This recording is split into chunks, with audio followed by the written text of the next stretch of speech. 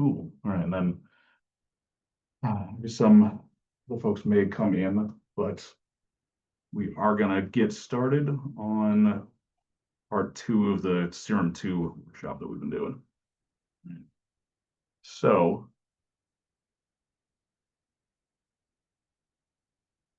last time we did this, we basically talked about just kind of a general overview of like all of the features of Serum 2.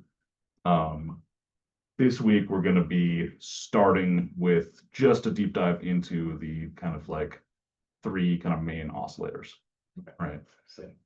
We'll talk a little bit about the other sort of like sound generators here too, like the noise oscillator and the sub oscillator. We mostly covered what they do in the last class, though. They're fairly simple. This one just is a sub oscillator where you can choose between 6 different waveforms. And then it has kind of a pan and level control and a phase control for the oscillator itself. The noise is a little bit more complex, but it lets you choose between basically a bunch of different sort of inharmonic samples, right? So you have kind of like analog circuits, like say like the pink noise circuit from our 2600. Or maybe you have sort of attack sounds. You can either have this loop or you can have this be a one-shot sample player. Right, turn this up a bit. All right, so we'll get back to that maybe a little bit more, but really want to focus on the wavetable oscillators first, which now that we're in Serum 2, they're not just wavetable oscillators. They actually do a ton more stuff with kind of like sampling. The granular sample. Yeah, they've got the granular mode, they've got sort of a multi-sample mode. We can see right here, there's sort of 5 different kind of like sound generator types that you can choose from, right? So we're going to start with the wavetable stuff because that is kind of the sort of bread and butter of Serum, I would say. And what it's been doing for, you know, at least like 10 years now. So the concept of a wavetable, if you click on sort of waveform view here, you can kind of really see, my bad. You can kind of really see what the wavetable kind of is. Yeah. Right. It's this sort of section of basically frames that represent like a single cycle of a waveform for like a synthesizer oscillator, right? So the default wavetable is this default shapes one, where you can use this wavetable position dial to move through defaults to a sawtooth, or you can do a sine wave, or a triangle wave, or what they call kind of like a shark tooth, square wave. And if we move to this view, we can kind of see them individually.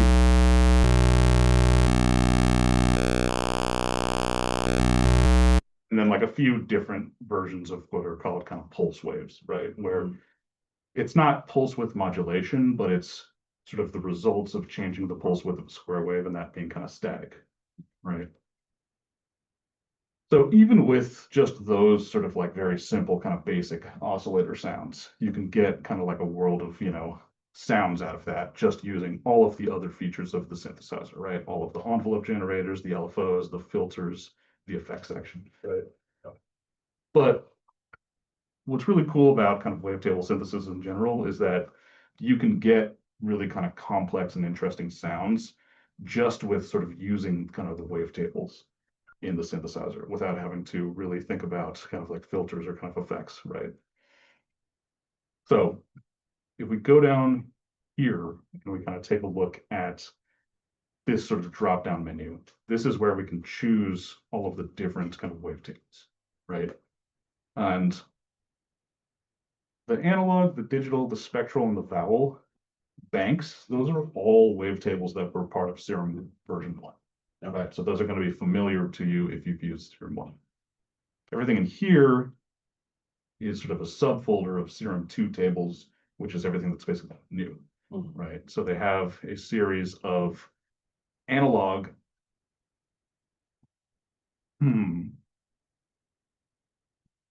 It's funny. And sort of digital style wavetables, right? Obviously, not all of these are, I mean, when they say analog wavetables, what they mean is that they have essentially kind of sampled a bunch of different waveforms from another real analog synthesizer, right? Say, for instance, if we go over here, there's this analog table for Juno 106 synthesizer, which is like a classic Roland synthesizer, right? So if we select that, now what we've got is we have the ability to switch between the different waveforms as they were available from the Juno 106. So Juno 106 only had its sort of own version of a sawtooth, some kind of version of maybe a squarish wave, and then some version of sort of like a pulse wave. That's what I would call that, right? If we switch to a different one of these wavetables that are maybe analog modeled, for instance, something that's maybe based on a much newer instrument, I recognize the Quinn is actually a modular synth oscillator module made by a company called Noise Engineering, right? So we'll go to the Quinn PM, which I think is sort of like phase modulation. And you'll notice that this wavetable is working kind of a lot differently than the other two wavetables we've seen so far, right? Instead of stepping between a bunch of discrete waveforms, we're smoothly fading between a bunch of different waveforms, right? And if we were to click on this view, we can kind of see there are sort of discrete waveforms that we're moving between, but we can also see that there's kind of like these smooth fades between all of those waveforms, right? So as I play this tone,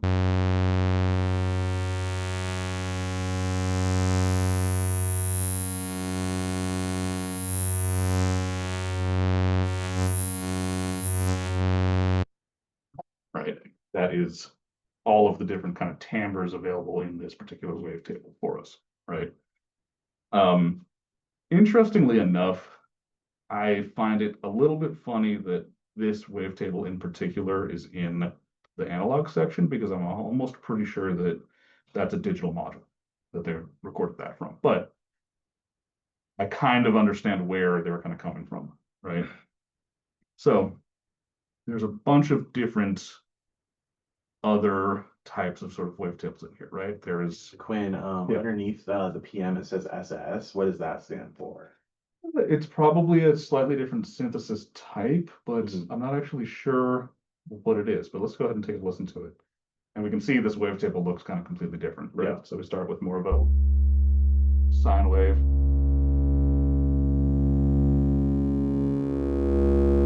Now, you know what?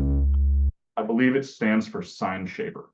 Oh, okay. And I believe that because it looks like we're doing some kind of wave folding to that sine wave when we scan through that sort of wavetable. Okay. Right. So that's another thing to kind of note about sort of wavetable synthesizers is a lot of the times the wavetables that you're using are actually kind of representations of taking a particular waveform and then maybe sort of scanning through different kind of levels of a particular effect that you could apply to that waveform, right? So in this case, sine shaping is a type of saturation, right? Whereas sort of instead of having kind of a, it's called sort of like sine, like wave folding, basically, right? Where instead of kind of just wave shaping, where you're sort of cutting off the very top of the waveform with saturation, you're actually causing the wave to fold back in on itself in a certain way, right? Same thing is probably true for, if we go to another, say, Serum wavetable, Serum 2 wavetable, we go to like a digital one, right? Let's look at this one that's maybe called additive talk, right?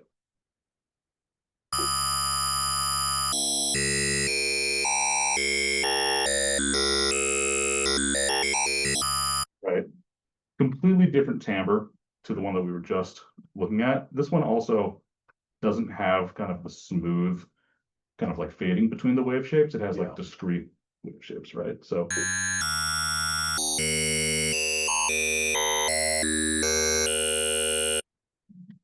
that was just you holding down the key, right? That was just me holding down the key and then just adjusting the sort of wavetable position. Yeah, that's crazy. Right. So you can already see that like just using this wavetable position dial, we're able to get a ton of different timbres out of our wavetable oscillator, right?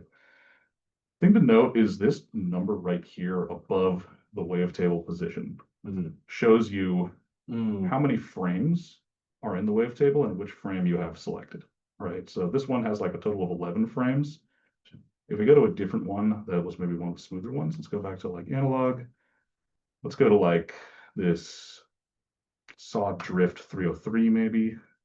Yeah, Oh, wow. yeah. So this one has a lot more frames to it. You Mhm. can see all the way up to 122 when we get to the end of that dial.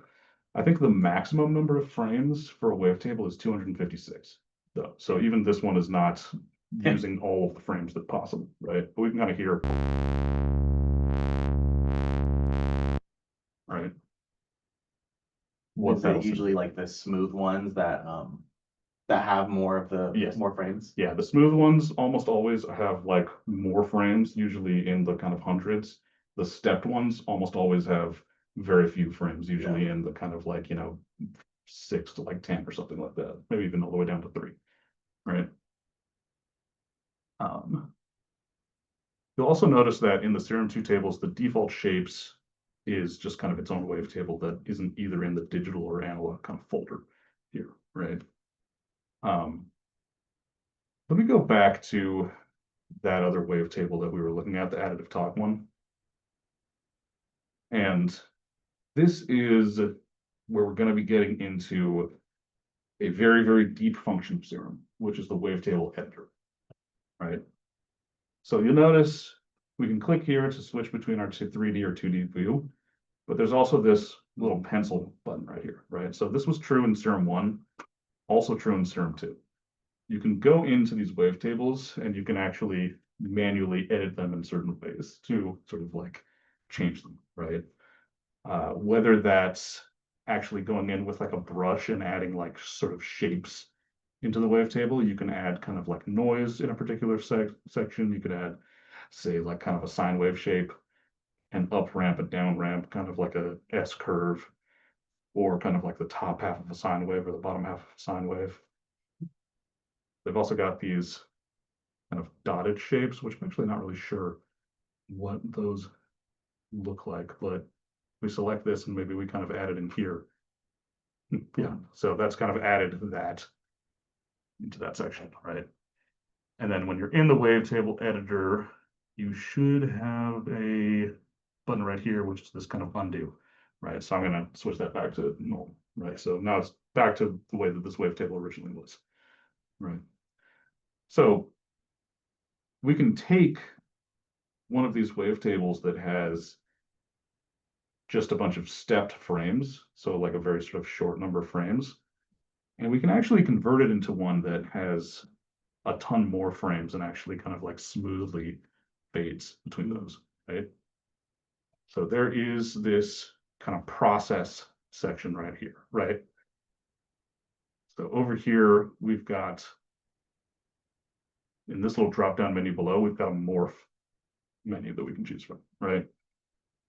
What the morph is going to do is, you'll notice I can go down here and I can select individual frames of the wavetable. Yeah. Or I can go here and I can hold shift and I can select them all, right? So I've got all of the frames of the wavetable selected and I go to morph and say I want to go morph crossfade. You'll notice Wow. that now the numbers on all of these frames have changed, right? Yeah. And instead of going from 1 to 11, I'm going from 1 to 256. And this one is represented 27. This one's now 52, 78, right? And so if I now close out of the wavetable editor and I move my wavetable position instead of stepping, it's smoothly fading between all of those frames of that wavetable, right? So it's super useful if you want to take a wavetable that maybe only has a few kind of like frames to it. You can kind of convert it into a wavetable that you can kind of smoothly morph between tones, right? Like you could like just hold down one key and then like use automation on that, right? Yeah, exactly. Yeah. So for instance, we can take an LFO, we can click and drag to apply that LFO modulation to that wavetable position. And then as I hold the key down, we slow the rate of that down so it's not so fast. Right, so we have now timbre that changes over time super easily just by modulating this one position, right? This one parameter, and it does a ton to our sound. I'm gonna go ahead and right click, and I'm gonna remove that modulation. Click. So I'm probably not gonna be able to like just go through every single one of these wavetables right now, because there are, I think, literally like 100 or something of them, and that would take kind of a ton of time. I do want to kind of like talk about the sort of different types of wavetables that sort of exist in here. Some of them are going to be modeled off of analog synthesizers specifically, right? Say we're looking at all of these different names. There's Analog 4, the ARC 2600, the DFAM, the Dixie Easel 1. These are all named after kind of somewhat famous, sometimes some not so famous, but really cool, like synthesizer oscillators, basically, right? There's also, if we scroll down, even more things. Some of these are not necessarily going to be modeled after specific instruments, but they're going to be things like, say, this like saw to square wavetable is just sort of a smooth fade. Kind of a sawtooth that gets a little bit more squarish, although really it looks like there's just sort of some phase changing here. If we go to the saw square one, this one is just switching between sawtooth and square wave, right, with that wavetable. Right, and then you can also use these two buttons over here to quickly just scroll, right, between different wavetables, right? Other types of wavetables, especially if you're in kind of like the digital wavetable realm, they're going to be more, say, for instance, based on kind of like digital sounds, right? So there's going to be a lot of FM type sounds in here. There's going to be a lot of sort of pulse width modulation sort of sounds. A lot of things, maybe this in the digital here, for instance, there's this sort of like 8-bit kind of flap thing, which well, here it sounds kind of like chip tuning, right? Yeah. So it's going to be based more off of kind of like digital sort of oscillators, digital things. There's also things like, say, for instance, in the kind of like spectral section, there's going to be things that are based off of sort of like spectral manipulation and kind of like spectral time. So we've got things like this like bowed metal wavetable, right?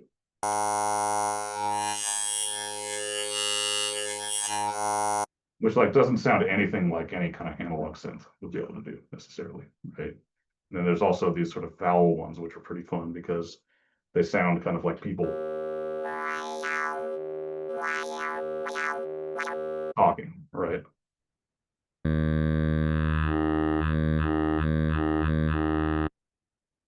Right. So I'm gonna go ahead and go back to kind of the default shapes one real quick, right? And I'm gonna go back to the wavetable editor because there's something that I kind of want to show here. Thing number one, you have the ability to kind of just draw shapes in here. So like I've got this sort of thing selected, which is going to basically take, I think, what's already there and turn it into more of kind of an S curve based on the original shape, right? And you notice when I did that, this waveform, which was like originally a sine wave, as I keep doing this, you'll notice that there's a bunch of different kind of like level meters up here, and there's a bunch of different level meters down here, right? These are actually showing the kind of harmonic partials of the sort of like harmonic series kind of above the fundamental of whatever note you're playing, right? So if I hit undo a bunch of times and we go back to the original sine wave, you'll notice that now I just have the single partial, which is the kind of the fundamental here. Then there's also another thing for this other section, which I'll kind of explain what that other section is in a sec. But if you've looked at Ableton's operator before, this will actually kind of look familiar. It's essentially kind of a way of sort of creating like an additive synthesis engine, right? So what we can do is, if we just have the fundamental partial that is turned up, we just have a sine wave. But if I go and I sort of turn up maybe the third harmonic, you'll notice that once I was done doing that, oops, now our sine wave has kind of changed a bunch, right? Yeah.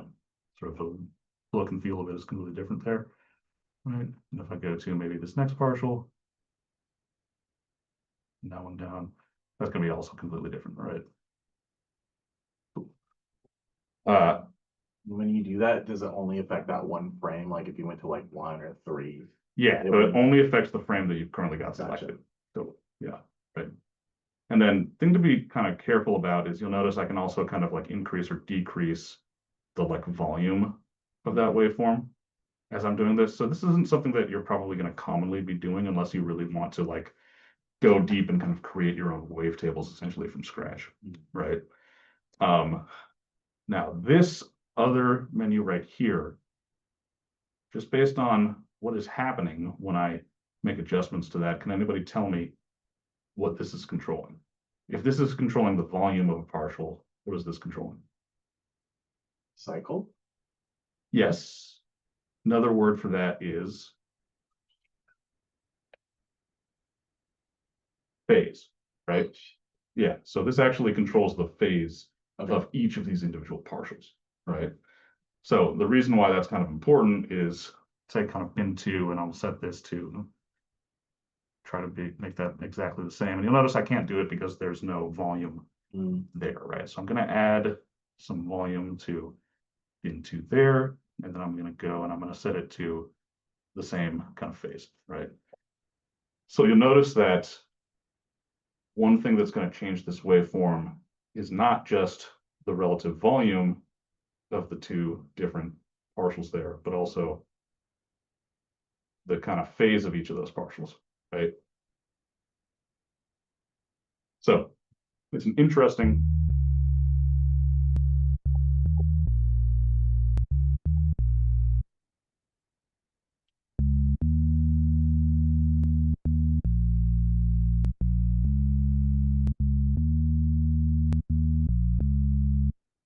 kind of way of working. Sometimes it's not going to necessarily have too much effect on the sound, but you'll notice that it is having like a pretty big effect on the actual kind of like shape of this wave, right? If I go and I add, when you run like into phasing issues, right? Like it could make a difference. it could make a difference. It could totally make a difference, yeah. Also notice that I can do some things that are kind of pretty clever with how I create these wavetables. I can have, say, all of these partials, which are on these kind of like lower harmonics, just like, you know, the fundamental and the two above it. And then I can have another one that's like all the way up here. And you notice how now I have essentially just sort of like a smaller sine wave that's like floating kind of on top and matching the shape of this sort of like much lower frequency wave, right?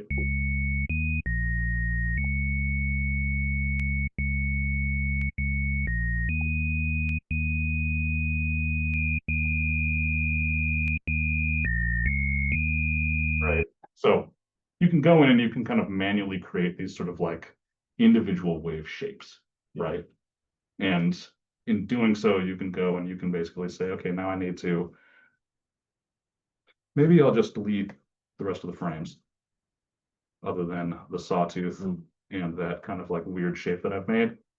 And I'll select these two and then I'll do morph, and then I could either do just the crossfade morph, which is basically going to kind of like crossfade between these two wave shapes, or there's other morph types, right? There's this sort of spectral morph where it's going to, instead of just say seeing one point of one oscillator shape, and then it's going to try to sort of like linearly move it to the next point of that other oscillator shape. Spectral morph will kind of move them a little bit differently through each other. I'm going to close this for a second. I'm going to turn this down.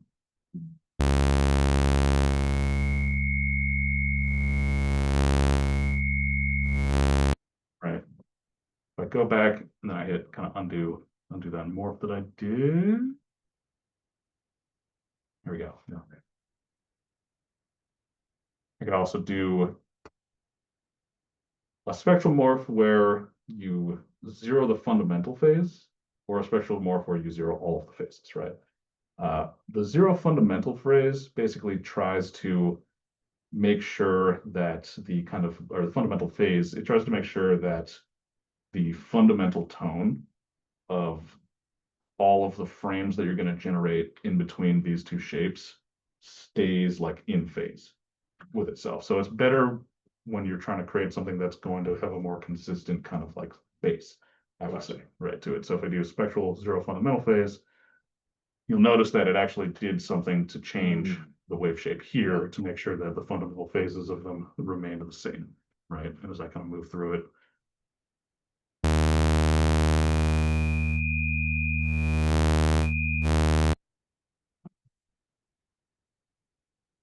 I hit undo again, and then the last one there is we have this sort of zero all phases, right? And what that's going to do, it's going to make sure that every partial, we can see that the sawtooth wave has all of these partials going all the way up here that are kind of up.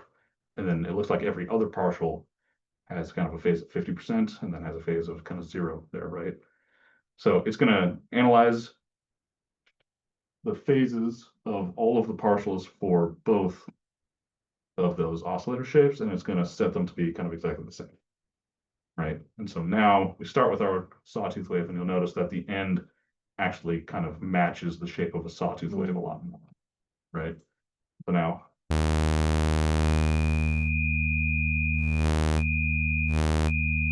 right?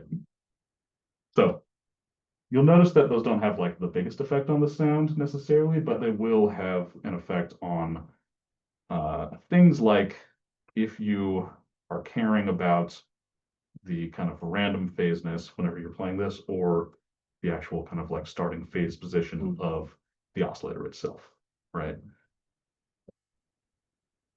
Set those back to kind of their default values. And then I'm going to go back here and I'm going to undo a couple times to get us back out of what I've done. Some more. There we go. All right, now I'm going to go ahead and kind of delete this. And then I'm going to make maybe like a couple more things, right? So I'm going to make a new oscillator shape that maybe kind of looks like this. For this one, I'll make another one. And you notice that whenever I just hit the plus button, it automatically kind of copies whatever my last oscillator shape was. I'm going to go ahead and make one that kind of looks like that.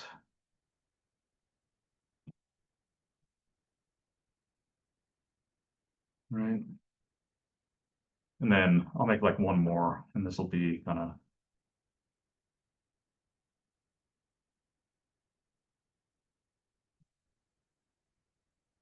sort of alternating S curves, kind of like that, right? So something you'll kind of notice is this sawtooth that we've started at is kind of at like a full volume scale, right? Because the very sort of top peak of the oscillator is all the way kind of at maximum of this grid, and the bottom peak is kind of all the way at the minimum, right? The rest of these didn't quite get as loud. Some of them kind of almost got there, but they're not really quite there, right? Yeah. So the thing that we can do is we can select all of these, and there's another process that we can do, and we can either do it to the select view using the single process, or there's also this all process, right? So we can do the all process. One kind of important thing that you will want to kind of do sometimes is do this sort of normalize each gained separately, or this sort of like normalize the same and kind of the maximum from all of the frames, right? So if we do the normalize each and gain them separately, what's going to happen is it's going to adjust all of these wavetables. So they basically become louder so that the kind of highest peak, either kind of at the top or the bottom, now actually reaches kind of like full scale, right? Now, if we go back to our oscillator and kind of move through these wavetables,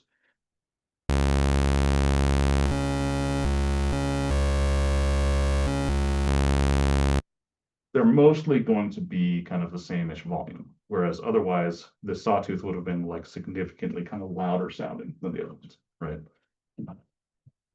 So the kind of best use case that I can think of for that is doing something like this. And this is one of the kind of like last things I'm going to show just about kind of like how to manipulate the wavetables themselves. If we go to, say, for instance, I want to do like a really, really kind of short sound here, maybe. Can.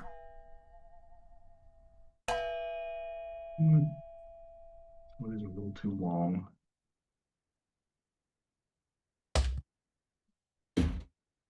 Sure, let's do this kind of like Big Tin thing, right?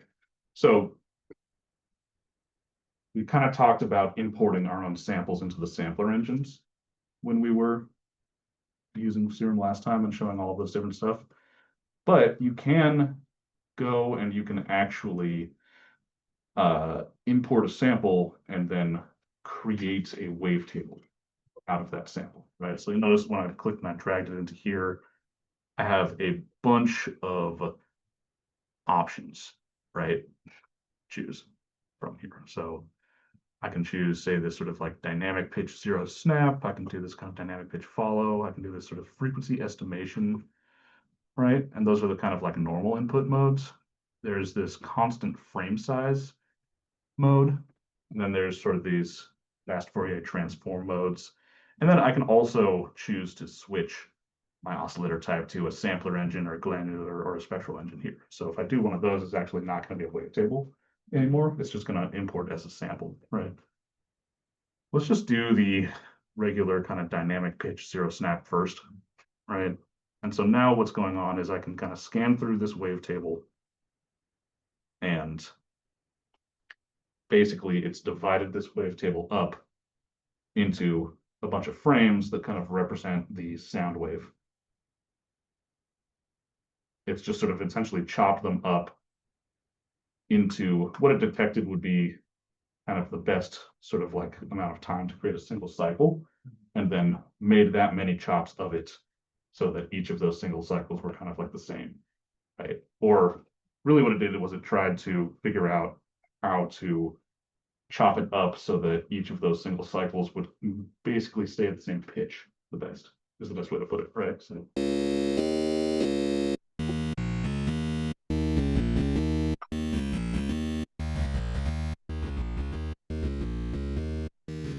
now you'll notice as I'm selecting between these, they keep getting quieter and quieter, right? And that's all the tail, right? Yeah, and that's all the tail of the sample. So as the sample got quieter and quieter, the wavetables are also going to continuously get quieter and quieter, right? So what I'm going to do now is I'm going to do an all process, and I am going to normalize each of them, gain them separately, and now when I move through these, they're all going to be the same volume.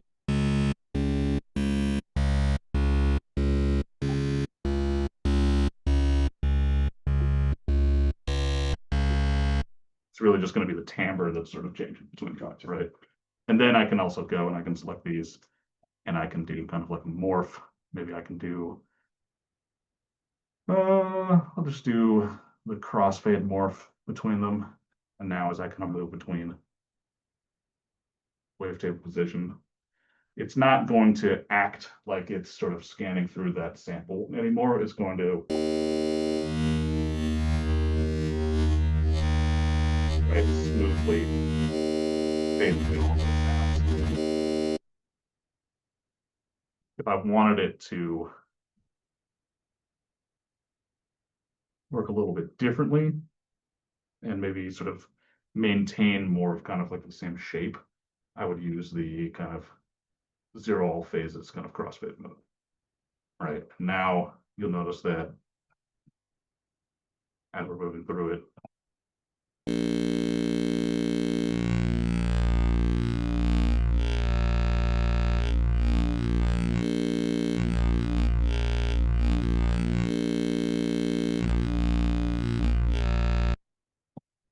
the main difference between those two, just to kind of like point it out visually, is that when we were scanning through the wavetable in the last one, you'll notice that how basically our waveform kind of starts kind of like on the low section of the sort of cycle, right? So it's in the kind of like below the kind of zero crossing threshold, and then the other side is kind of above the zero crossing threshold.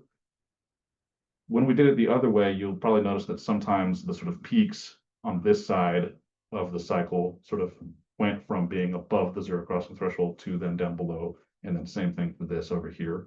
And then sometimes in the middle, peaks would pop up across and they would go down. So ideally, the sort of zeroing all phases just means that for the most part, it's going to maintain this same sort of average shape of starts below the zero crossing threshold and ends above the zero crossing, right?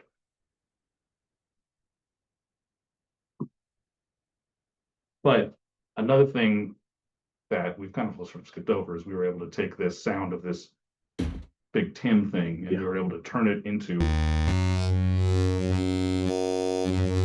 a custom wavetable that has its own totally kind of unique timbre. Yeah. Right. Which is really, really nice thing that you can do.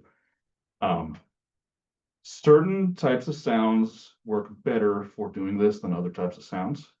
If we go back to this kind of like micro sample pack that I was looking at earlier, they have this kind of like novice cello section, right?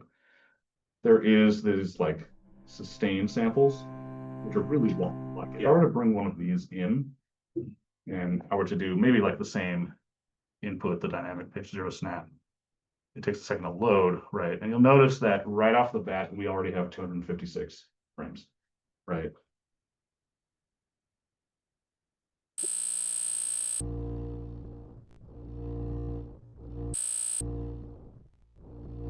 Oh wow, yeah. Right. It's quieter at the beginning. It's quieter at the beginning, it takes a second, and then it gets up to this like really weird kind of noisy thing, right? So importing it that way maybe wasn't sort of the best kind of import option for that. And if we go to the editor, you can see that we have to like scroll through like all of these frames, right? We could go and we could try doing the like process to like normalize them all, right? Then we kind of go back and kind of scan through it.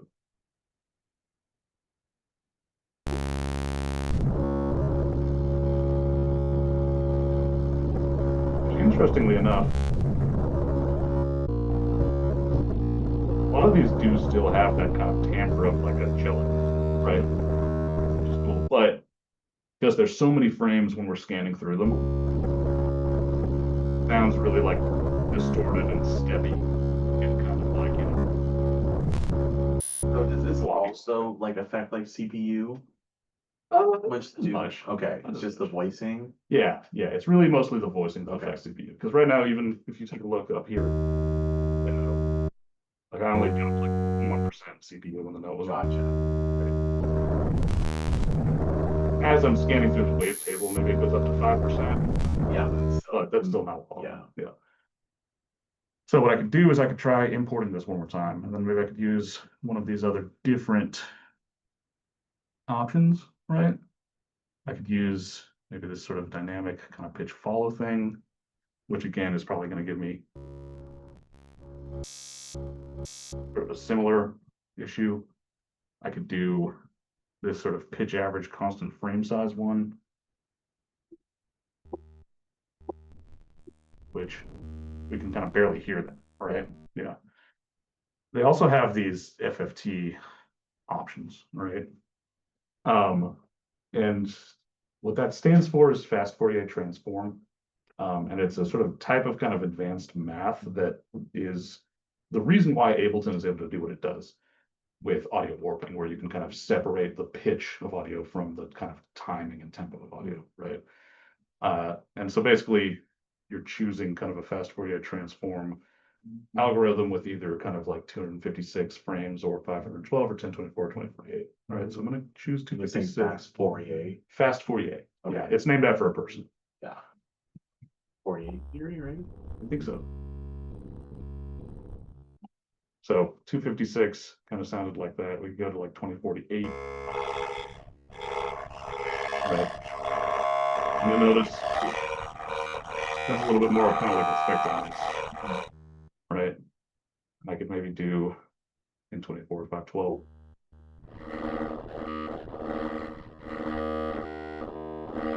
So what those options are really is it's not kind of the different numbers of frames, but total number of harmonics, right? So at 256, it's only analyzing the first 256 kind of harmonics in the harmonic series, right?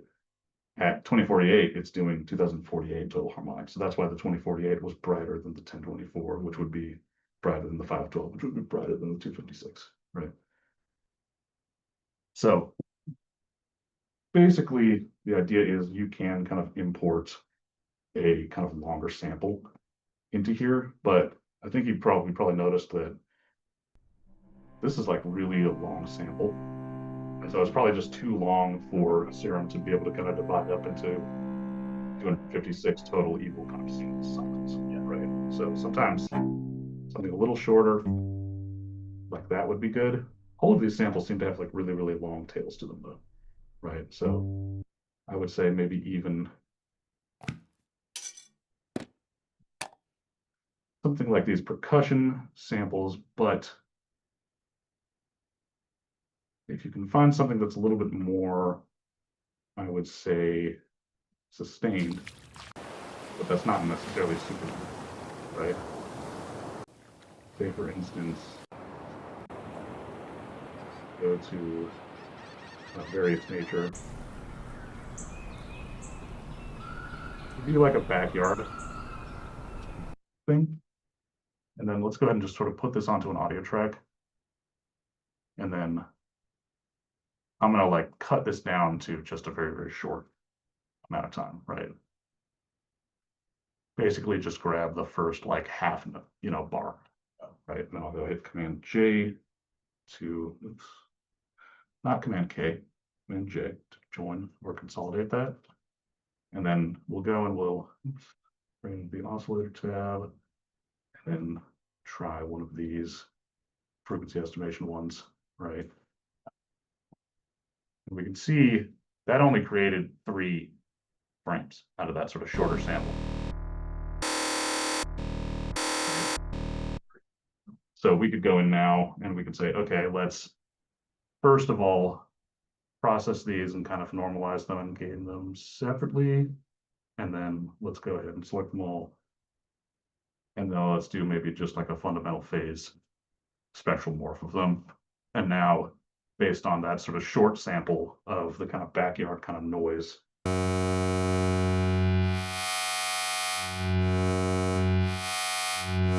got a wavetable to that, right? So really, really easy to kind of like go in and find sort of samples and kind of create sort of custom ticks out. Yeah.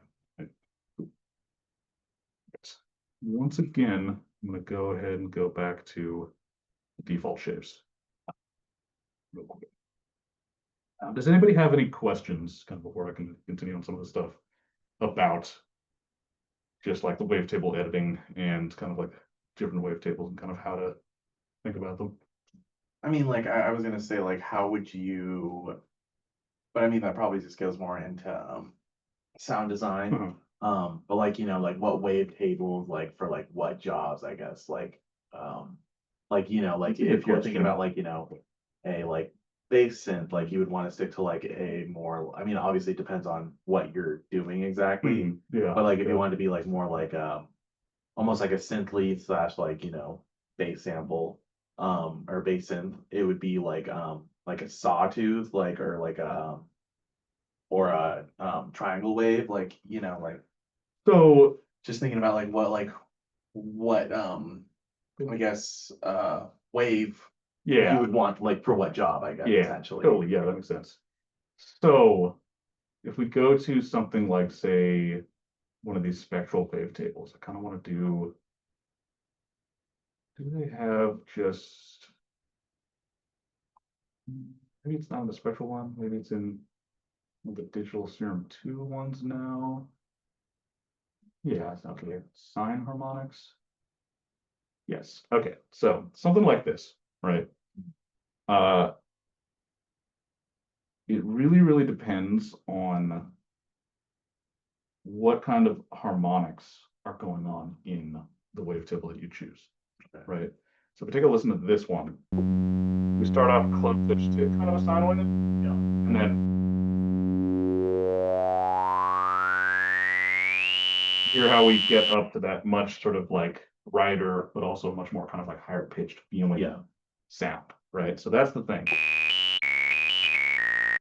This wavetable in this position, not going to make a good bass patch. Yeah. Right? Because the harmonics that we're listening to, that we're hearing, are just like way too focused towards like the upper frequency band, like upper sort of area. So a better example would be if maybe we go to these like Juno ones, right? So these are much more sort of analog style, right? Like this position of this wavetable, maybe not the best for a bass sound, right? But kind of like sawtooth one, that would be good for a bass sound. Right? You can kind of get around that issue by sort of switching the octave. You'll notice even when I bring the octave down on this kind of like oscillator shape, it's not as bassy as if I go down here. And it's less bassy than like when I go down here. Right. Yeah. Yeah, I find that like a lot of the time I'll be making a bass, and like when it gets to the point that I'm like super stoked about it and I think it sounds really good, it's like very stereo. Like if I make it mono, it doesn't sound good anymore. Yeah, that's also another issue that happens, right? So that kind of gets into the next kind of control down here, which we talked about earlier, which is kind of this unison control, right? And the width control. So once you start turning your unison voices up, immediately things are very stereo, right? You've got these two voices that are pretty far detuned from each other. You can control that detuning style, right? So here's the thing to kind of like remember and kind of like know about the oscillator detuning in Serum. If you click the dial here, right,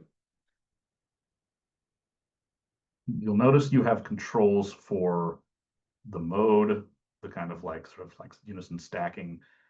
There's this width control right here, right? So this is the thing that's actually making it so that when you detune oscillators in Serum, they actually get more stereo wide, right? You notice that that width value is at 100 right there. Yeah. If we go and we turn this all the way down, maybe to like 0, now we can hear this detune is happening in mono now, and we can really see the problem, which is the phase interference that's happening between these two oscillators that detune from each other is causing the volume to crumble. And that's exactly what's happening when you make a super, super wide patch, right, in some kind of synthesizer like this, and then you try to check your mix in mono, and then all of a sudden your super wide patch just sounds like kind of weak and kind of flabby, right? Compared to if I turn the voices down, super solid, super kind of like, you know, with the program, right? So the thing that you can kind of do to solve for that is basically you want to start introducing a second oscillator into the mix, right? Let me go ahead and turn that detune kind of down. We're just going to leave this one kind of as is. It's going to be just a single voice, right? Turn oscillator B on, right? We're going to set it to the same Juno wavetable. We're going to set it to the same kind of oscillator style. You notice that this one is like an octave above, right? We're listening to both of those at the same time. This one is going to be more of a detune stack. Right, and now let's go ahead and go into our wavetable edit. And we'll go to process all, right? Now, right here, we have a couple of options to actually kind of remove some of the low end from this sound, right? From the oscillator itself. So we can say remove fundamental, also known as kind of high pass filter. And that's going to take this oscillator shape, or all of them, and it's actually going to, as you can see right here, just turn the volume of the fundamental frequency there down to 0, right? And so now, if we listen to this on its own,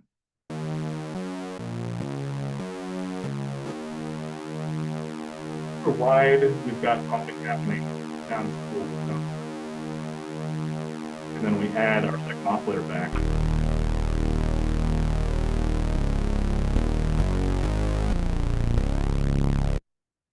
And because this is already an octave above, and we've removed the fundamental frequency of this, we've basically said, all right, this is going to be kind of feeling like it's only an octave above, but all of the frequencies that are going to be generated by this oscillator are actually 2 octaves above the fundamental, right? And therefore, what's going on is in the actual low end, in the bass, we no longer have like phase interference, right?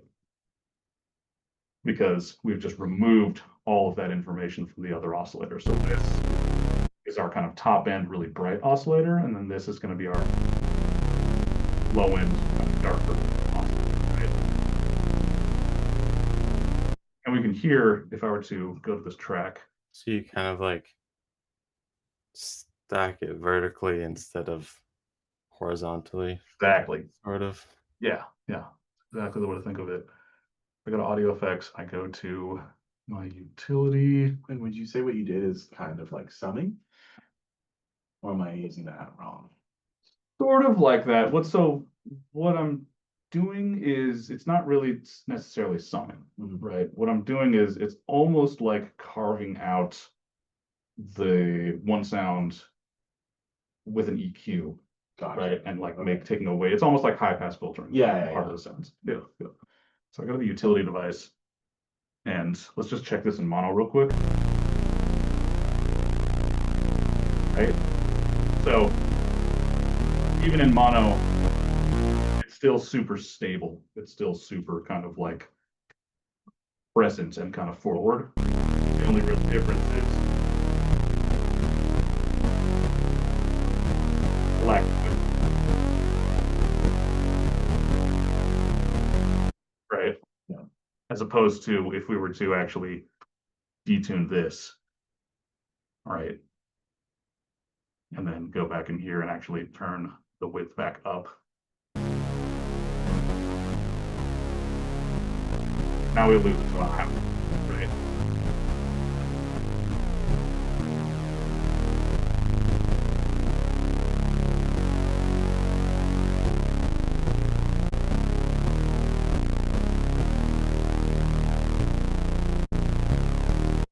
Right. So very, very kind of like, oops, keep pointing at the keyboard. It's really kind of all about sort of using those sort of like stacks of oscillators in a way where they're not in each other's way. Yeah. Right. You're not sort of interfering with your fundamental frequency with kind of adding all of these detuned voices. Right. Thank you. That was helpful. Yeah, totally. Sure. All right. So that off for now. Other thing to talk about actually too. And we'll turn this back on just as an example. The kind of phase start position and then kind of phase randomness controls are also really important for sort of like making like a really, really sort of like steady bass sound, right? What you'll notice is if I turn this randomness all the way down on here, not going to have like a huge sort of effect of the sound by itself, but when you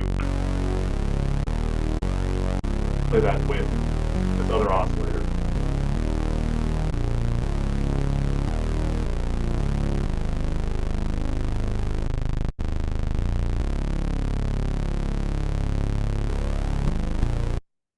again, because I sort of set it so that this doesn't have kind of the sort of fundamental stuff to kind of interfere with the fundamentals of this one, not as much is going to happen, right? But another thing that you might hear is if I turn the randomness down on this oscillator, and turn this one off just so we're only listening to this one, it's going to sound a lot different now because we've detuned it, right? You'll notice that it starts out less detuned and then sort of actually slowly kind of spreads over time, right? And the reason for that is we're playing all of these detuned stack of 4 voices back at slightly different pitches, but they're all starting at the exact same point in their wave cycle, all right? And because of that, because they're slightly different pitches, they're sort of slowly getting more and more out of phase over time after they begin, right? Versus if we have the randomness turned all the way up, each of these stacks of these 4 oscillators are going to start in a random position in the wave cycle. So they're already going to be kind of as out of phase with each other as they would have been. And they're just going to continue to be kind of that sort of level of out of phase with each other, right?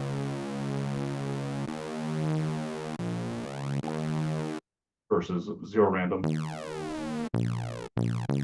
There's that kind of like initial, almost little kind of like attack to it because of that, right? So if I bring this back in, and both of them are set to 0 randomness,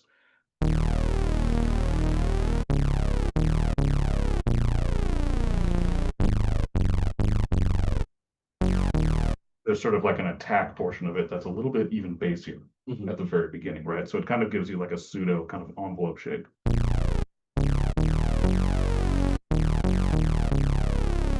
Right. So definitely something to kind of think about with these oscillators. Okay. Turn that off for now. And now I want to talk about kind of like the oscillator kind of like warp that you can do. So I'm going to go back to just default shape. And we're just going to look at a sine wave for now, right?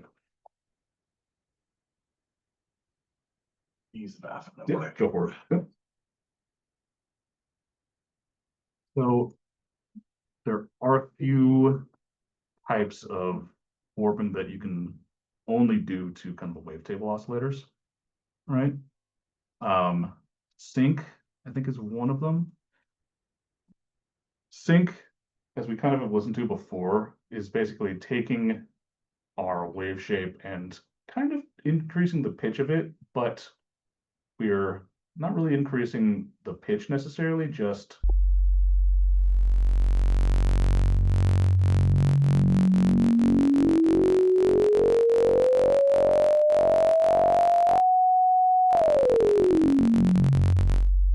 right.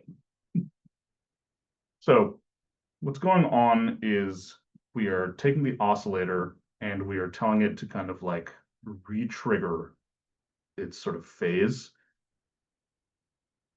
at sort of like a higher and higher frequency, essentially, right? So that's why it also sounds like we're playing kind of the same note, but you'll notice that instead of being kind of like a full sine wave,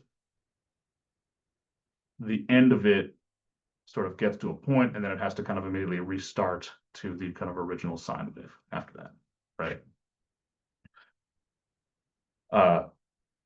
This secondary option down here is something called windowing. And you'll notice when I turn this up more and more, it kind of like smooths out the ends on either side. So now as I turn the sync amount up, instead of getting that with this sine wave, those upper harmonics, because we have that kind of like instant kind of like jump from like a somewhere to the 0 crossing point. This windowing is going to make it so that that gets smoothed out.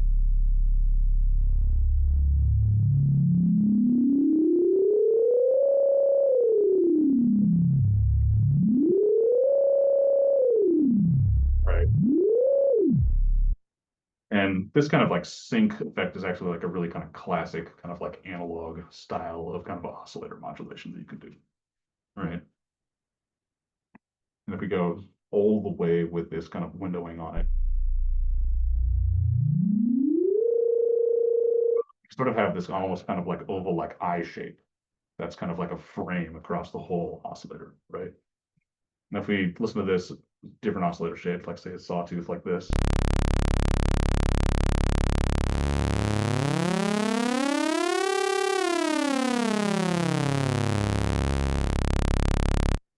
Right. Sounds kind of cool that way. And if we turn the windowing all the way off.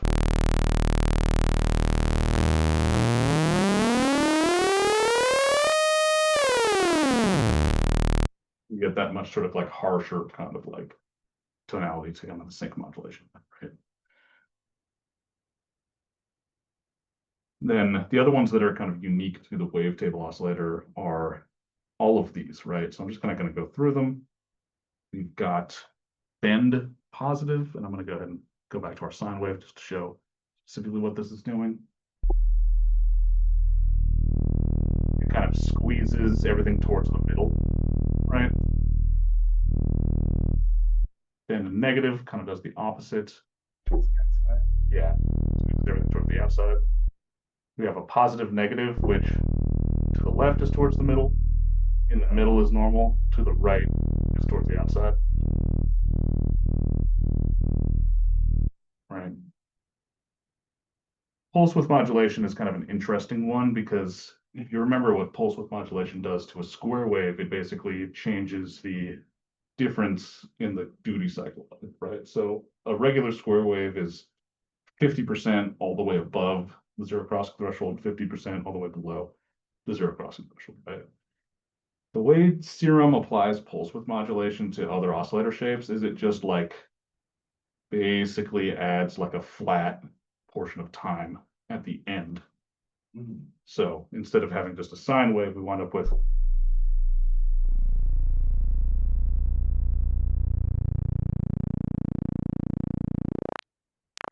right, something like that. We change this to maybe a different wave shape.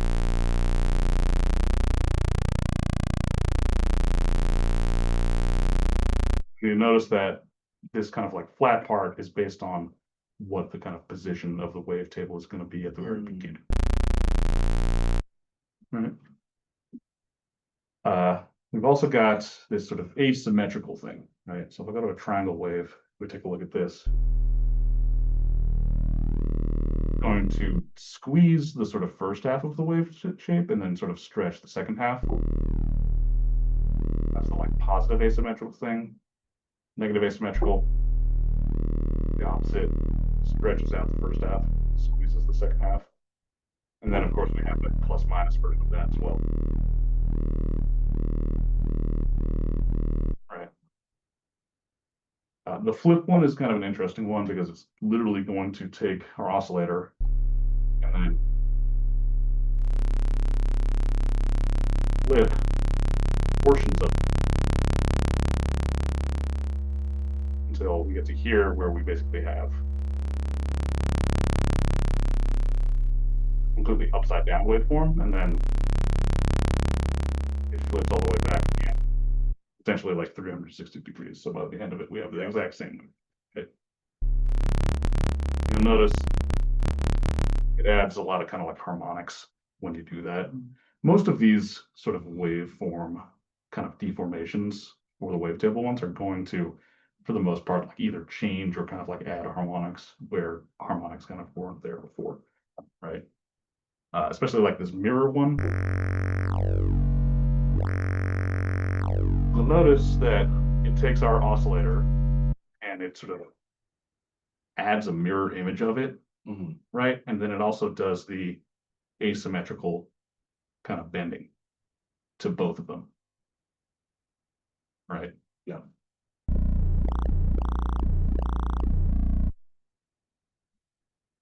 Remap is an interesting one. You'll notice that when we switch to remap, we get this pencil icon right here, right? Oh yeah. So I think, yeah, so there are 4 kind of different remaps that we can choose from. And basically what it does when you open this up is switch this back and switch this down to 0. It gives us a transfer function here, right? And what it does is it says, okay, I can maybe make a new point there. I can make a new point there. I can make a new point there. I can make another point here. right? And then I'm gonna try to have something at least kind of go zero crossing like that.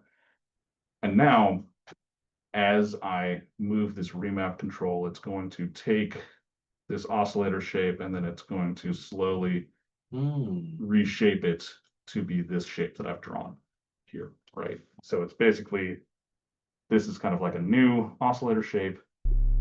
That's just a single frame. And we're now going to kind of smoothly morph between whatever the oscillator shape was and that oscillator shape that I drew, right?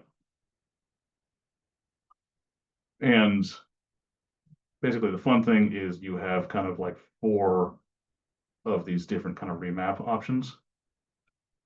So whatever you drew in the remap 1, now you have remap 2, which is basically kind of like a double, right? And then you've got remap 3, which is you just go to triple the oscillator shape, and then remap 4.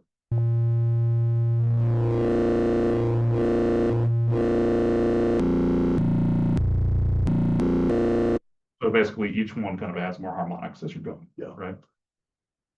Quantize is a fun one. Basically what's going to do is it's almost going to downsample whatever oscillator you put through, right? So it's going to take this triangle wave, and then as we quantize it, start to add more and more steps in between each value.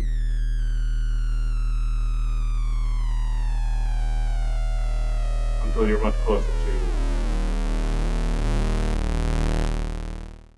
basically just right? And then last one is this kind of odd or even morph, right?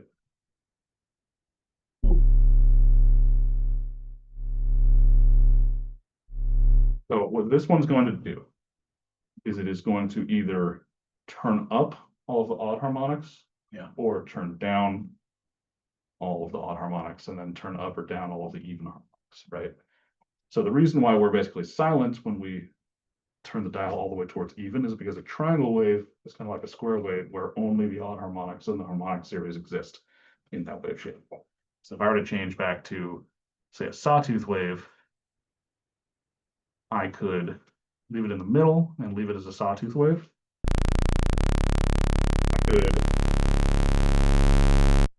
go all the way there, and then it actually converts into a square wave because now only odd harmonics are left, right? Or I can move can only let the even harmonics through, right? And that kind of has the effect of sort of like doubling kind of the pitch of our sawtooth wave, right? Because it's sort of like removing the fundamental frequency in a way, right? Okay. Cool. So those are the kind of specific to the wavetable kind of like warp options that you can do, right? And I showed them all on kind of like the basic wave shapes just so we could kind of see what was going on. Yeah. But obviously you can do all of those to much more complex kind of like wave shapes in the wavetable engine, and you can get much more complex results, right? And of course you can do kind of a combination of scanning through like a smooth wavetable position plus doing this kind of like odd and even harmonic thing. So let's get like a much more complex thing, right? Let's go to like digital. Let's do this like C morph wavetable, right? We'll switch this to, this one actually might not be the best one. Let's do like BX brass 2 or something like that, right? Which is going to be kind of a more complex wavetable.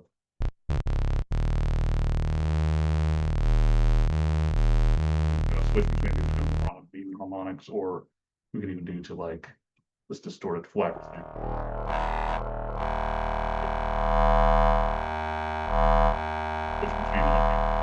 This, or we could go to one of the other warps, like the kind of like asymmetrical negative.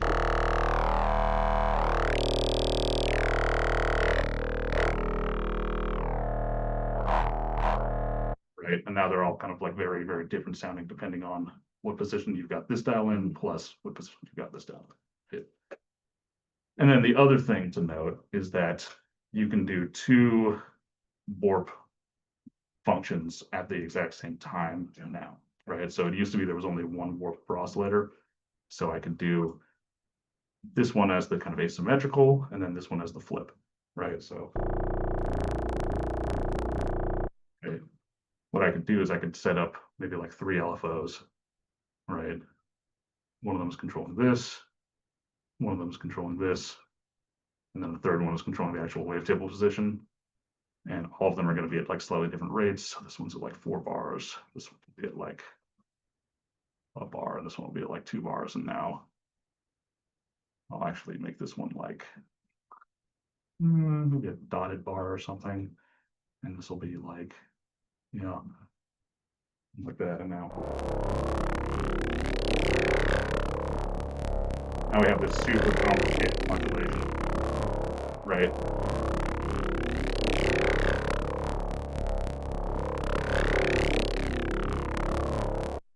Right. So now that's how you get those kind of like really sort of like shifting and changing and morphing sounds really easily through just like manipulating the wavetable and also this wavetable like. Right. And then when we kind of heard like the popcorn sound, like is that just because like there's like a little like inconsistency with like the zero crossing? Yes, yeah, and that's mostly caused by the flip warp. So Gotcha. you'll notice as this is moving, that like flip happening is causing instant change at like the zero crossing threshold a lot of the times, and that's why it gives it that like kind of like popcorny, kind of like almost like poppy kind of like crackly sound to it. Yeah. I'm gonna go and remove the modulators from these. From those, then we're just gonna go back to off of these for now. You can also do, for instance, other types of modulation, not just. So I'll go back to the default shapes and I'll go to like that. I'll go here. I'll go back to another default shapes. I'll do it on the other sine wave, right? I can go and like say turn the volume of this down, right? And I can turn this octave back up. We can just listen to this sine wave, and we can do one of these kind of cross modulation ones, which I talked about already, right? So we can do amplitude modulation from B.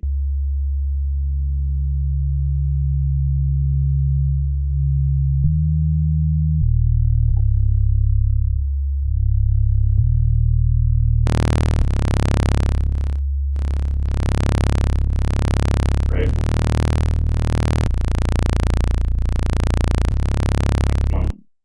Oh yeah. Yeah. Or you can change this wave shape again to be maybe the triangle wave.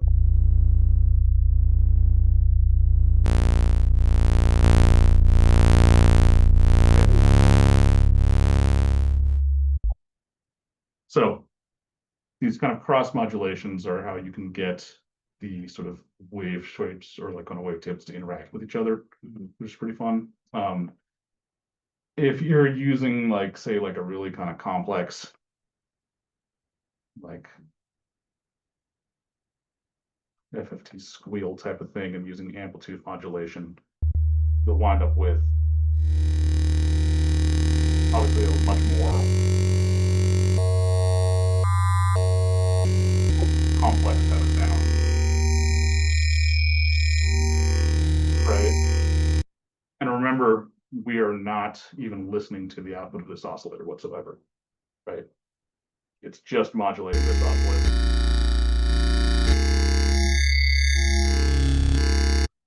Or we could do, say, phase distortion or frequency modulation from B, right?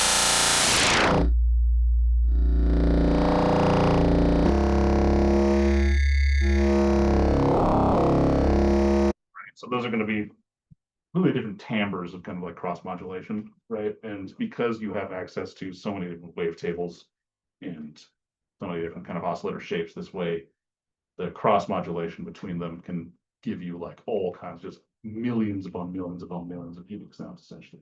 So again, the reason why kind of Serum and now Serum 2 has been such sort of like an industry standard device is because of how kind of like just the different timbres that you can possibly get out of everything. There's just so many of them to kind of like explore and kind of create, that it's almost like a limitless kind of number of possibilities, basically, right?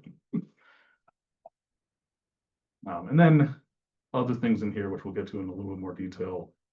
We have, say, kind of filters built in here. So if I go to more complex wave shape like the sawtooth,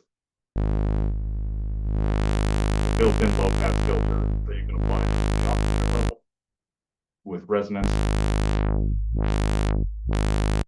or like a high pass filter.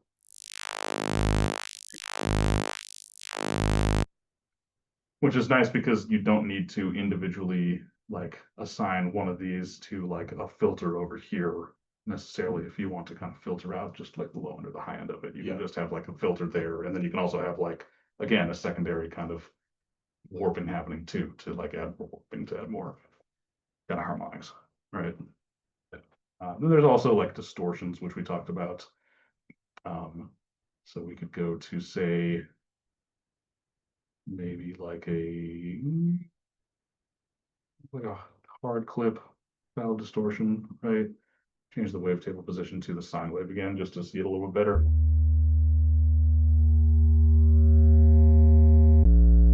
So saturates that. It's a little bit closer to a square wave. Hard clip versus the diode, it has a lot of kind of volume. Right. So that, all of these are going to be essentially kind of wave shaping, right? Which in a more kind of traditional sort of saturation cell sense, right? Or in, say, for instance, one of these wave folding things, right? We start with a sine wave and we start folding it back in on itself.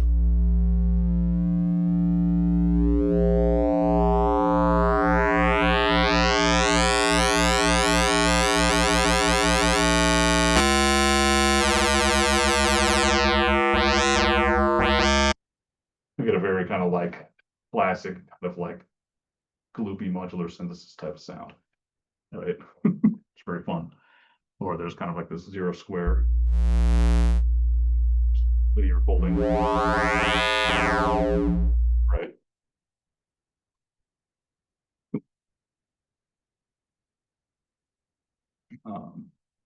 Something kind of interesting that you can do is if I go to, say, like an alt warp and go to like kind of a bend plus minus here, and then maybe I do kind of like the linear fold there. There's this like swap warps function, which will swap the order of your two kind of warping options. And you notice that it kind of have an effect. Not really, but it had a little bit of an effect, right? Swap it one more time.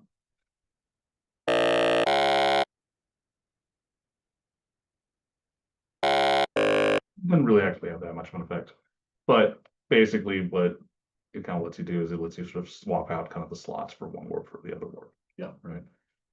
Let's go off for now. Right. Put some levels down.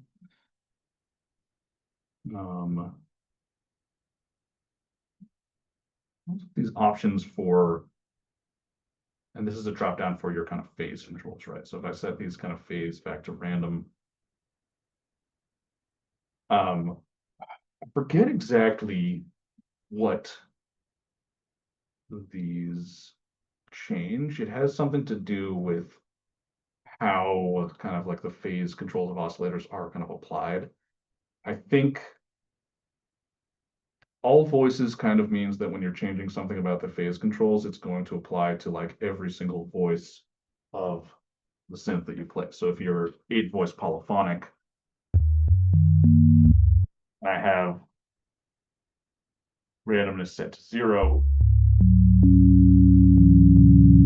I think the kind of like phase position for each of those oscillators is always going to be kind of like starting at the very beginning, right? And then there's sort of like a per voice option. And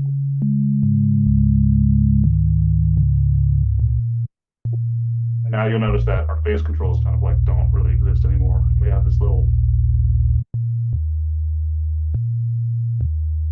arrow key, or this little kind of like way to draw. Oh, I see what's going on here. Now, each of the unison voices, we can manually adjust the phase, right? It's kind of fun. Right?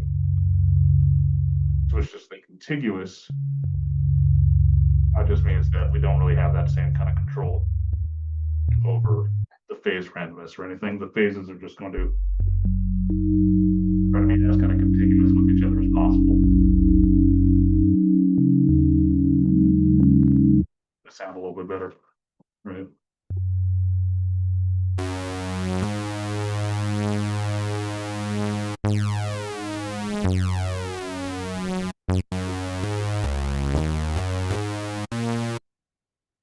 The contiguous mode is essentially going to be similar to having all voices turned on and then having kind of random all the way up and kind of the start position at like kind of the same time. It's basically going to try to make it so that each of the detuned voices, the phases are as kind of like in line with each other as possible while still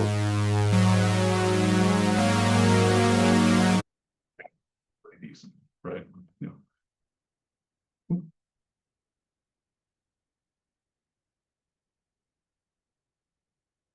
So, we've kind of taken up a lot of time just on talking about the kind of wavetables.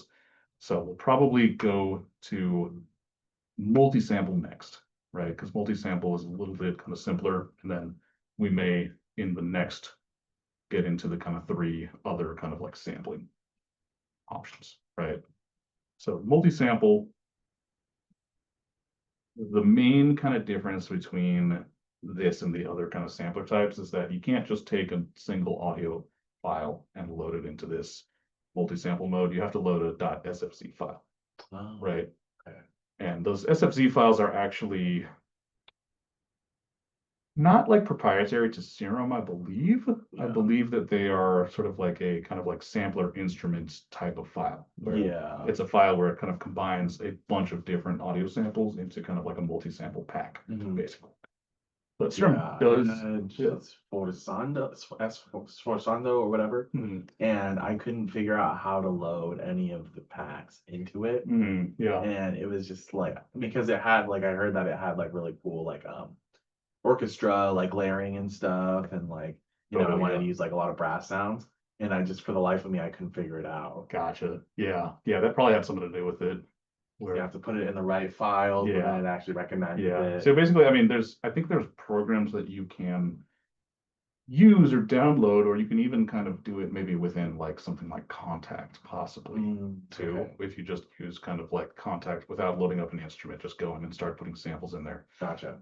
to make your own kind of SFCs. But fortunately, Serum does come with a bunch of factory kind of SFC files, which are basically kind of these like sampler format files, right? So if we go to one of these wins, we could get maybe like a French horns SFC file, right?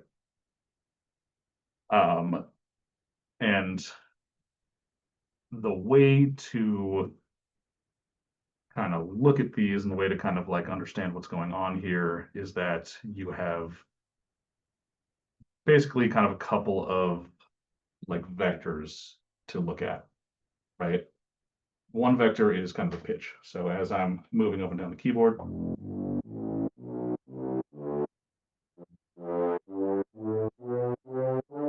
can see we're moving through left to right, certain samples, right? And then there's also the other one is velocity. Right? So this SSD file only has like 3 kind of velocity layers to it, right? So obviously we can play this polyphonically.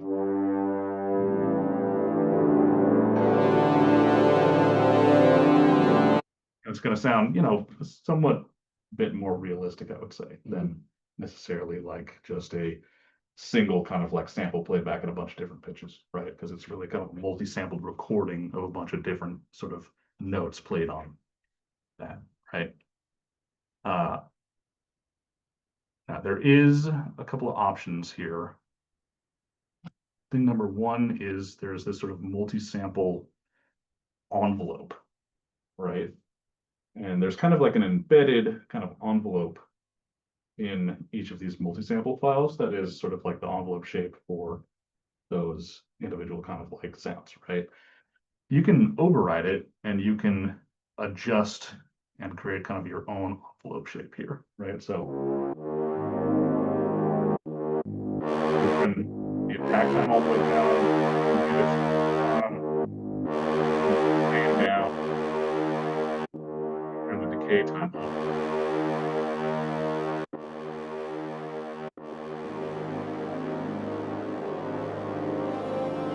Right? And then we can turn out some release time if we want to, right? Or we can undo that override and we can just switch it back to what the kind of default envelope shape of the sound is going to be, right? And that down, we're off. We've also got this button right here, which is this kind of velocity tracking override button. So normally velocity tracking is going to adjust the it's actually going to be one of the vectors for choosing one of the samples in the multi-sample, right? Or the multi-sample file. If you check that box, you're going to kind of override that. And now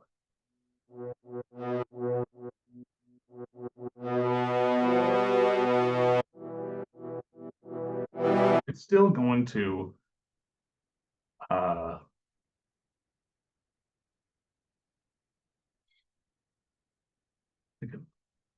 listen to that, but oh, I see. Yeah. When you sort of check that box, you can actually adjust this kind of velocity tracking sensitivity right here, right?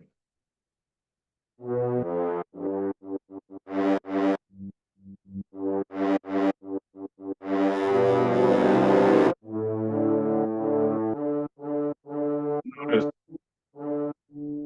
the main thing that that's doing is it's making it so that the velocity that I'm playing the keyboard notes at is not having as much of an effect on the actual volume of the sound. It's now having much more of an effect on which sample it chooses, but you'll notice at that velocity tracking of kind of 20%, lower velocities are only a little bit quieter than the higher velocities. If I turn this all the way down to 0,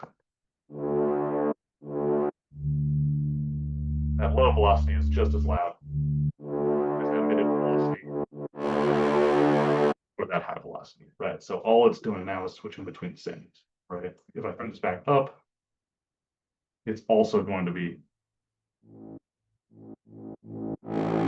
changing volume with the way the sample is changing. Yeah. Right. So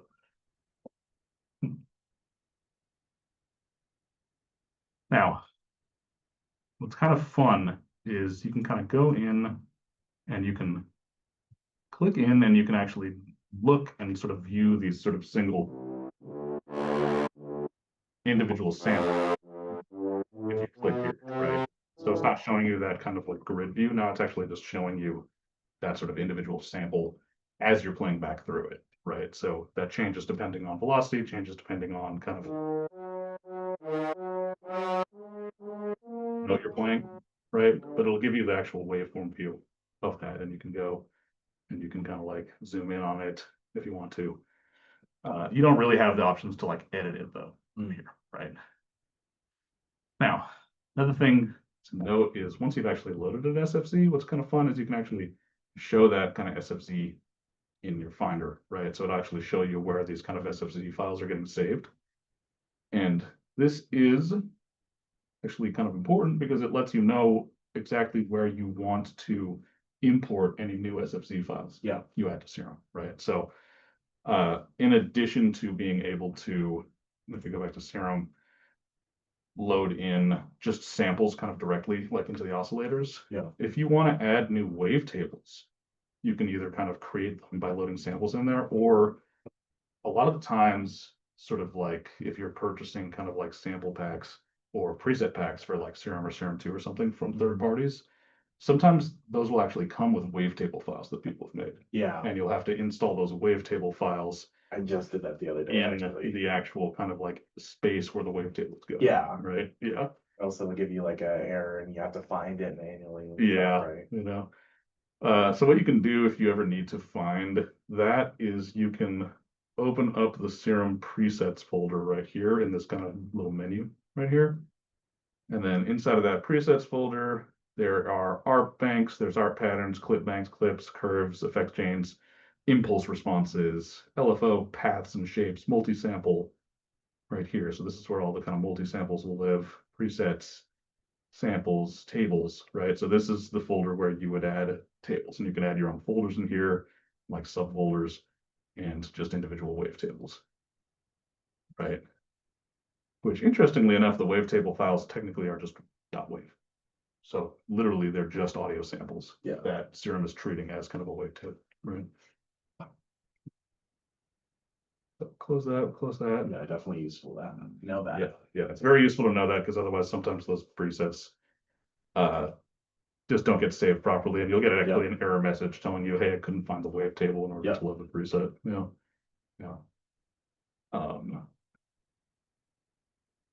Cool. Let's go back to multi-sample mode real quick. I just want to kind of like talk about some of these sort of other ones. Not every single multi-sample file is going to have all of the different velocity layers. So if you kind of scroll through these, this one only has a single velocity layer. It's just scanning through a bunch of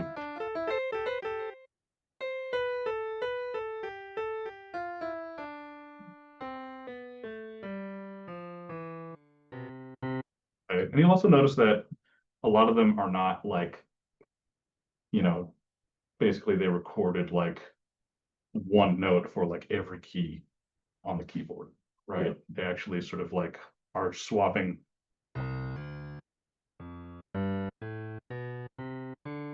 Maybe like every. And you can play this like 2 or 3 notes. Keyboard, right?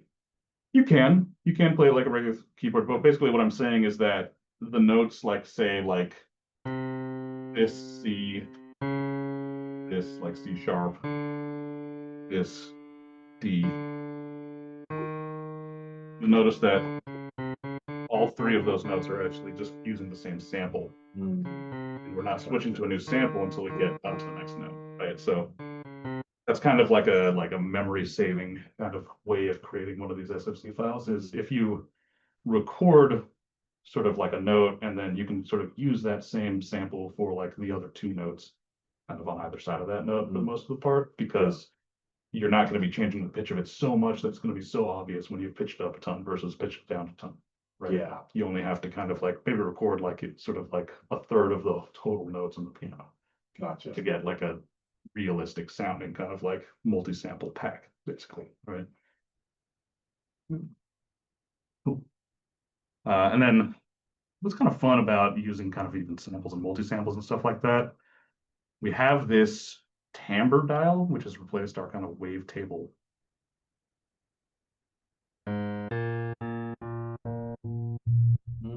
Right.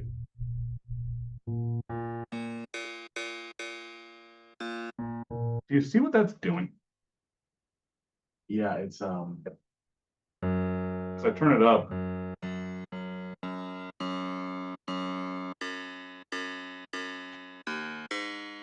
Right. You notice how as I turn it up, it's taking lower recorded notes from the multi-sample pack and saying, okay, instead of using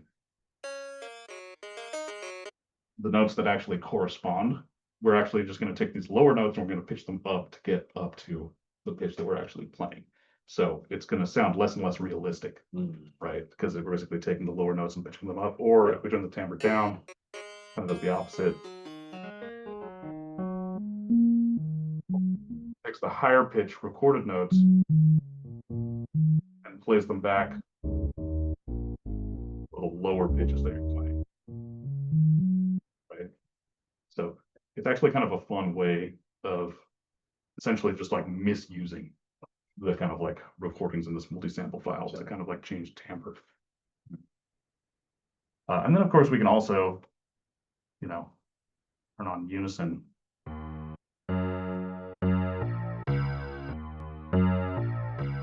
Okay, so we can unison stacks to acoustic recordings like this. Or even use the kind of like stack modes too, right? So we can do this kind of like at like an octave mode. We can do the kind of like octave seven thing. Or like the center negative.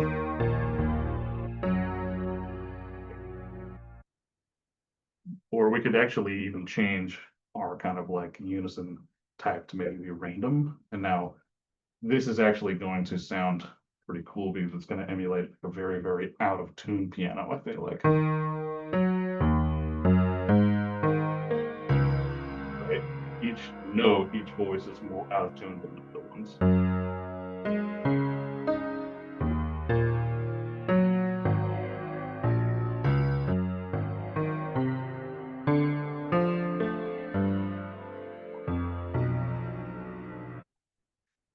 So here that using those kind of like detuned styles and those kind of detuned voices really, really adds a lot of character, right, to these kind of acoustic recordings, right?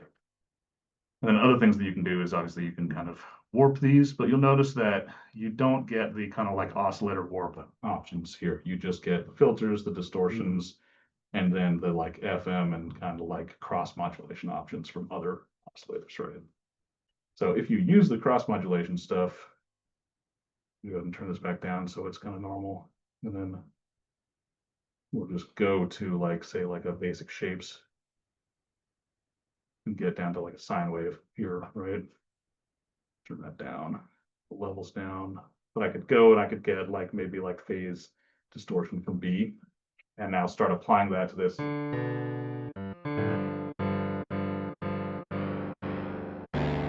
Acoustic piano sound.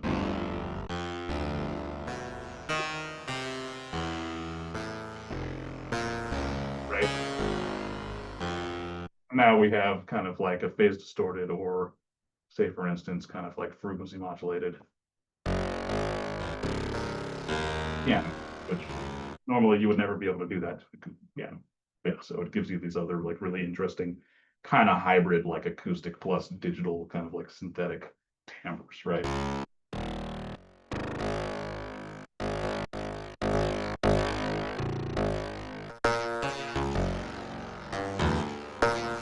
And we can add sort of unison to that to kind of make it a little bit more funky sounding. Yeah. Right. Down, I'll turn that all the way down. Then we can also kind of just use these distortion ones to add some kind of distortion. So I could do maybe kind of like two distortion on here. Just kind of dirty up this piano. Or change it to say like a different sample. Like maybe we could go for some like a drum kit, right? Now this is going to be actually really interesting. So we go to maybe two, right?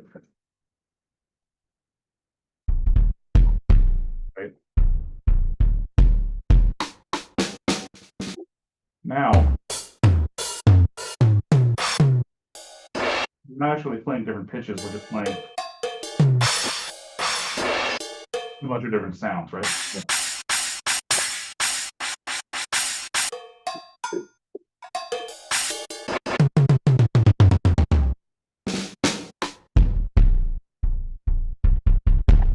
So we have like 5 different velocity levels, a bunch of sounds in a drum kit, and we can actually use Serum as kind of like a drum kit player, right? Rather than, you know, just like playing kind of like things melodically, right? Yeah. And that's why this kind of clip tab, which we'll get into later, really kind of allows you to use Serum as almost just like a standalone little like groove box type of thing, because you can just have one oscillator just be playing drums.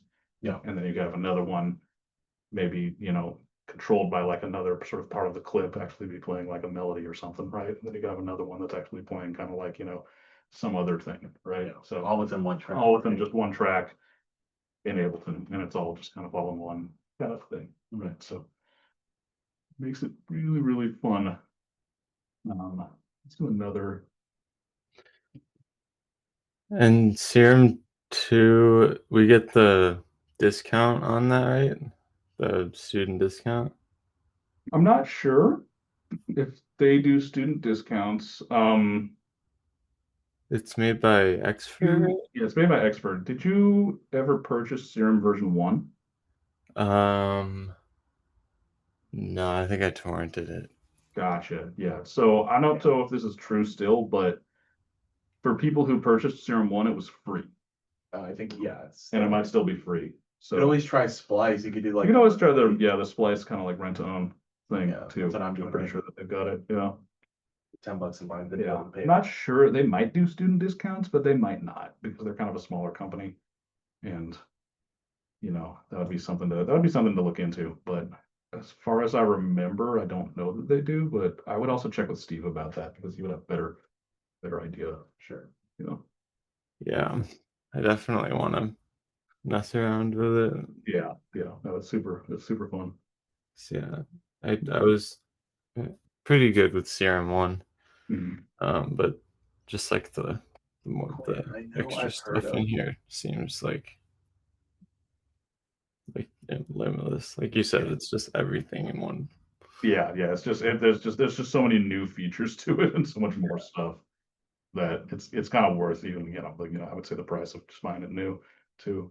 I know that a lot of people say that what is it? Vital, I Mhm. think, is also comparable. Yeah, Vitals. You wanna that's what I find- use for Yeah, I pretty was gonna much say it's like everything. Yeah. for free versions of like stuff that of synths that are kind of like Yeah. Serum. Yeah. Vital is cool. It's very similar to Serum 1, I would say. Okay. Is the best way to put it. It's different because Serum 1 only had 2 kind of wavetable engines. Vital has 3 that you can use, which is kind of nice. Okay. But Vital doesn't have like the sampling stuff. It doesn't have the kind of like multi-sample players or like the granular engine Yeah. or stuff like that. But the way that it works and like, the just all the different kind of like wavetable stuff that you can do with it specifically is very similar to kind of Serum 1.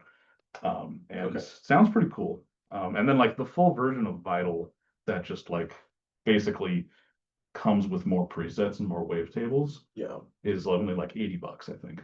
Yeah. So even if you pay for the full version, it's a pretty decent deal.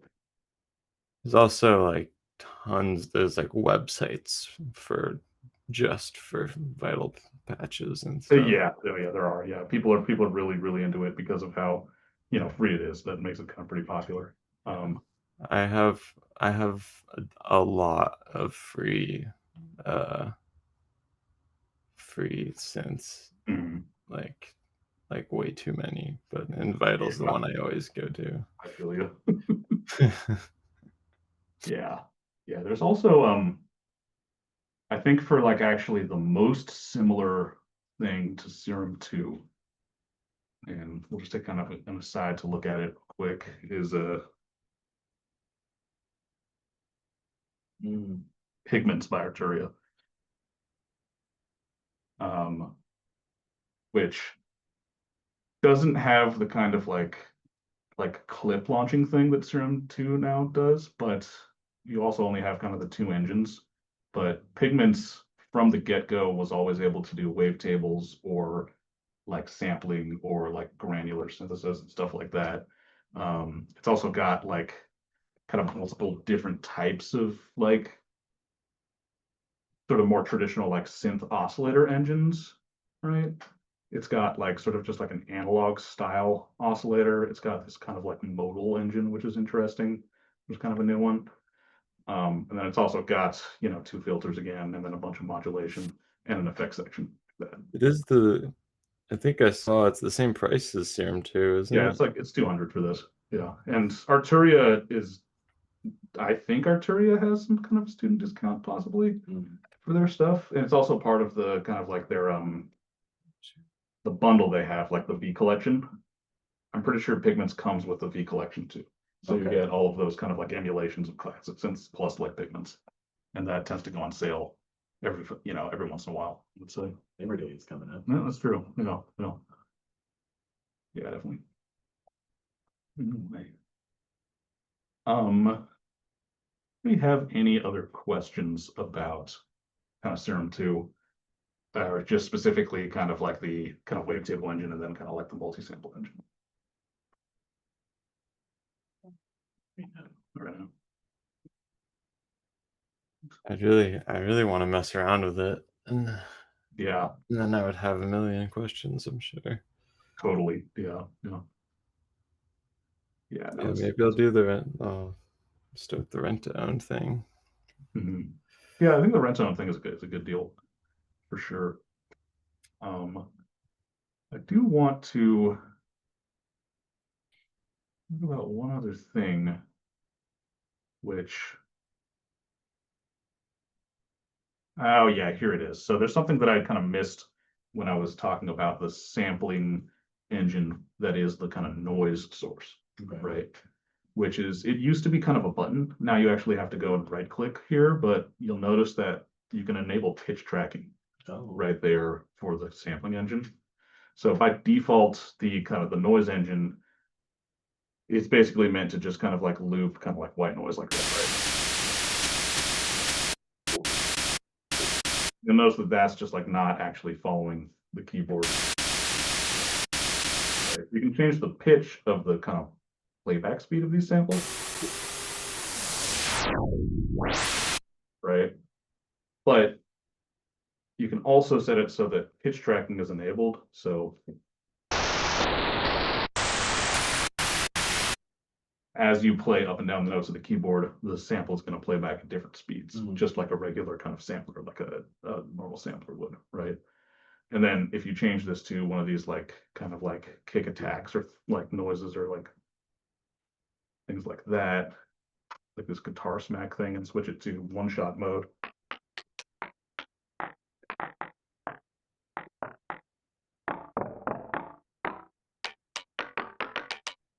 That'll basically help you if you want to use this kind of noise oscillator as more of kind of like an attack source, right? As kind of like an initial kind of attack sound. You can make it so that that attack sound now tracks pitch just like all the other oscillators, right? So we can go turn the multi-sample maybe back on, or maybe the oscillator back on, change to a different wavetable and go.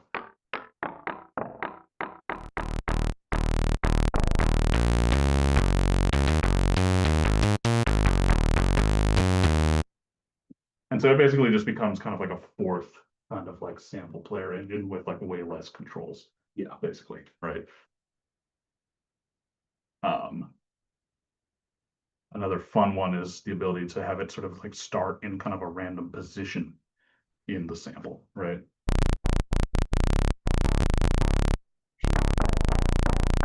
That works better when it's right? But it's also kind of fun when it's just in one-shot mode. Basically not always going to play through the entire kind of one shot when the start position of the sample is randomized, right? All right. I think that I'm going to say we should probably maybe end a little bit early for today. And then the next one that I'm going to do of these, we're going to go really deep into the sample and granular and kind of spectral engines. So it's kind of going to be a two-parter for just the sound generator oscillators. And then after that, we're going to get into other features of the synth, like kind of the filters probably next. And then after that, probably modulation system, and then probably the effects to kind of like round things out and kind of end things. So cool. All right. Well, thank you all for attending. And again, always feel free to reach out to me kind of if you have any questions, and if you kind of feel like, you know, if you're sold on kind of getting Serum 2 already, I would highly encourage it for sure if you don't have it already. And obviously kind of like a rent to own or some kind of, discount if we can figure it out is a great way to do that. So Yeah, I'll message Steve about that. Is there something I wanted to say at the end?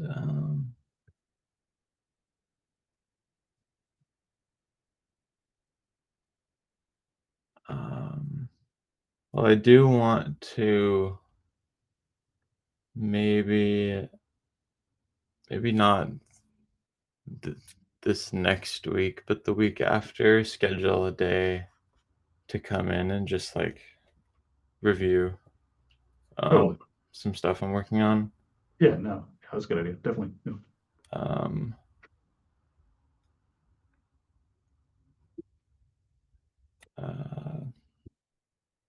God, I swear there's something else, but I'm not remembering it. It's all right. No, when it comes to, you can always, reach out to me. So, Yeah. totally. Cool. All right. Anything final for me? Yeah. I think I'm good. All right, sounds good. All right, so I'm gonna stop recording real quick.